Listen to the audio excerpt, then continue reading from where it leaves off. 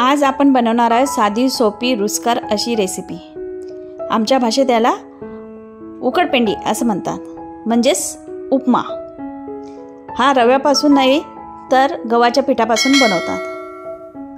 तर चला तर मग एक कढई घ्यायची, कढईमध्ये थोडंसं तेल टाकायचं, त्याच्यात 1 वाटी गव्हाचं पीठ टाकायचं आणि ते खरपूस असं भाजून घ्यायचं, छान चॉकलेटी रंग येईपर्यंत। मला तुम्ही सांगा की तुमच्या इकडे या पदार्थाला काय म्हणतात।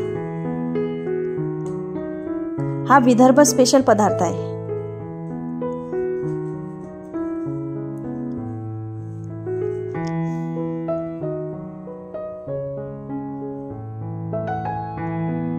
याला म्हणजे जोपर्यंत याचा चॉकलेटी रंग होत नाही तोपर्यंत एकसारखं ढवळत राहायचं, म्हणजे खाली लागणार बुडी लागणार नाही याची काळजी घ्यायची।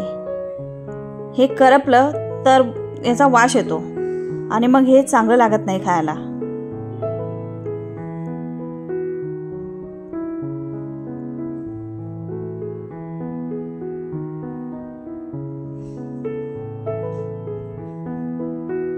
बघताय ना, थोडा थोडा रंग चेंज झालाय।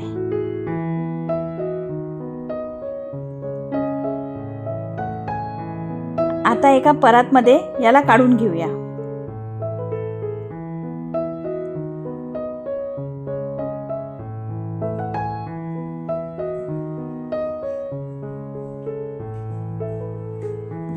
कढईमध्ये 2 चमचे तेल टाकायचं।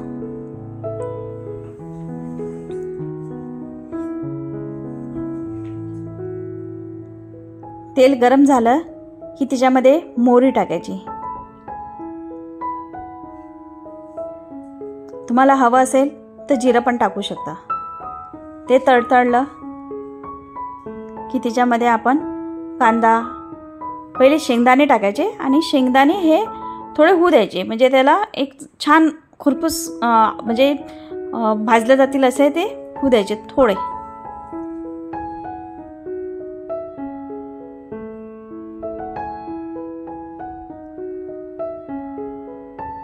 आता कढीपत्ता टाकायचा,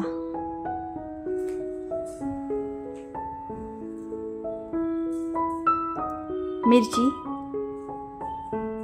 तुम्हाला चवीनुसार जसं तिखट हवं तेवढी मिरची टाकायची। नंतर कांदा टाकायचा,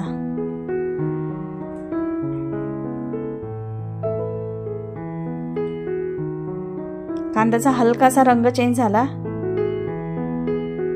तोपर्यंत आपल्याला भाजायचा आहे।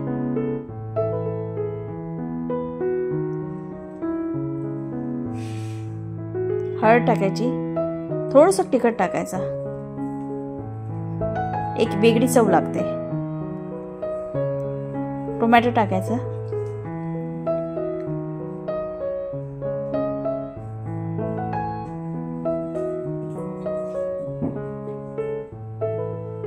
त्याच्यामध्ये थोडंसं मीठ टाकायचं, माझ्याच्याने ते स्किप झालंय।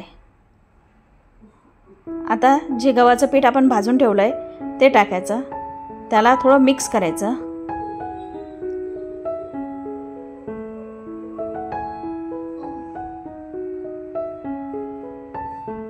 आता गरम पाणी थोडं ॲड करायचं आणि ढवळून मिसळून घ्यायचं।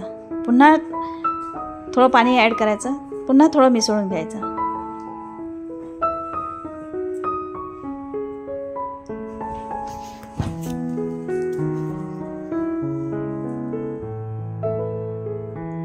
आता बाकीचं उरलेलं मीठ टाकायचं। बघा, आपण पहिले पण टाकलं होतं आणि आता हे नंतर, त्यामुळे सांभाळून टाकायचं। वरून कोथिंबीर टाकायची। झाला आपला उपमा तयार, म्हणजे आमचा उपीट।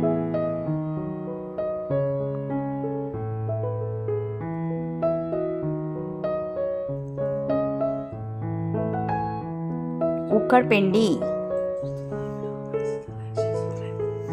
तर हा व्हिडिओ तुम्हाला आवडला असेल तर नक्की सबस्क्राईब करा आणि लाईक करायला विसरू नका।